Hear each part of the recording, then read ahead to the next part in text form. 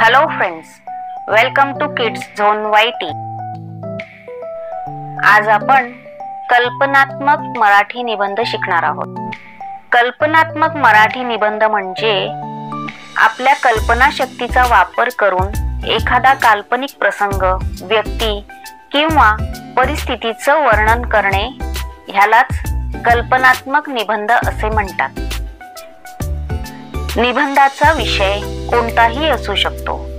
उदाहरणार्थ काल्पनिक जग, भविष्य किंवा भूतकाळातील घटना। मराठी कल्पनात्मक निबंध विषय चंद्रावरचा एक दिवस, जर प्राण्यांना बोलता आलं तर, जर मला अदृश्य होण्याची शक्ती मिळाली तर, जर मी शाळेचा मुख्याध्यापक असतो तर। चंद्रावरचा एक दिवस। एके दिवशी मला अचानक एक संधी मिळाली चंद्रावर जाण्याची। माझ्या आनंदाला पारावर उरला नाही। मी अंतराळयानात बसलो। काही तासातच आम्ही चंद्राच्या दिशेने झेपावलो। चंद्रावर पाय ठेवताच वाटलं मी एखाद्या स्वप्नात आहे। तिथे सर्वत्र नीरव शांतता होती। कुठेही हवा नव्हती। गुरुत्वाकर्षण कमी असल्यामुळे मी हलक्या उड्या मारू लागलो। चंद्रावरील डोंगर, खड्डे आणि धूळ बघून मी थक्क झालो। पृथ्वी दूरवर एक निळसर गोळा वाटत होती, खूप सुंदर। आम्ही वैज्ञानिक प्रयोग केले, फोटो काढले आणि नमुने गोळा केले। मी तेथे एक छोटा भारतीय झेंडा रोवला। अभिमान वाटला। चंद्रावर ना झाड ना पाणी, पण निसर्गाचं वेगळंच रूप होतं। तिथे दिवस व रात्र खूप मोठे असतात, जे मला नवीन वाटलं। थोड्या वेळात आम्हाला परत यायची वेळ झाली। परत पृथ्वीवर येताना चंद्राचा तो दिवस आठवत राहिला। तो दिवस माझ्या आयुष्यातील सर्वात अद्भुत अनुभव ठरला। जर प्राण्यांना बोलता आलं तर। एक दिवस सकाळी उठल्यावर माझ्या कुत्र्याने मला शुभ सकाळ म्हटलं। मी आश्चर्यचकित झालो। मला समजलं की आता प्राण्यांना बोलता येतंय।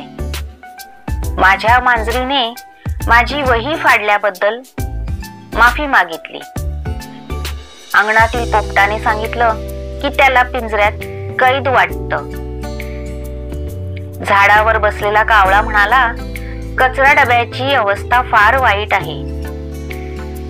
गायीने सांगितलं की तिला प्लास्टिक खाऊन त्रास होतो।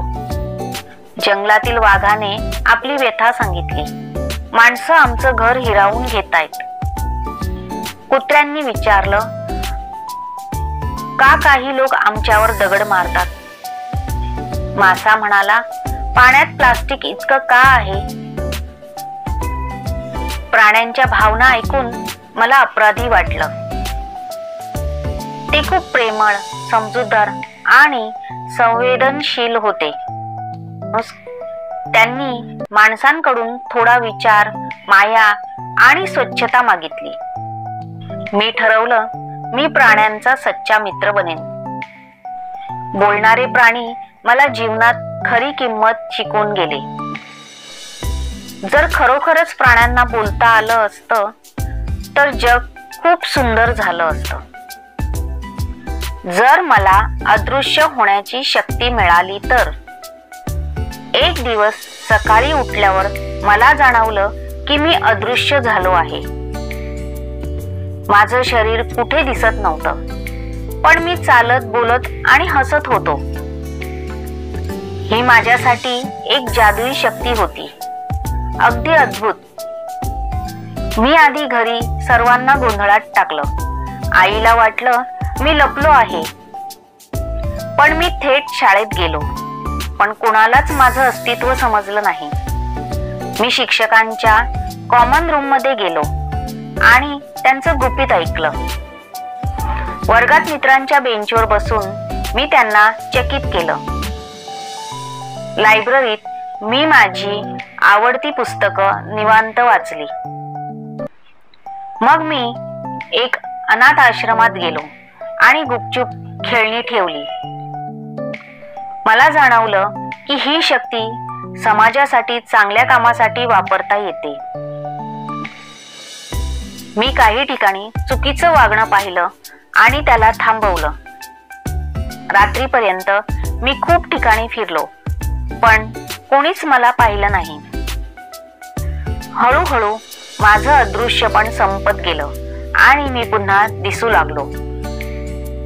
त्या एका दिवसात मी शिकलो, शक्ती मिळाली की जबाबदारीही वाढते. तो अदृश्यपणाचा दिवस मी कधीही विसरू शकत नाही. जर मी शाळेचा मुख्याध्यापक असतो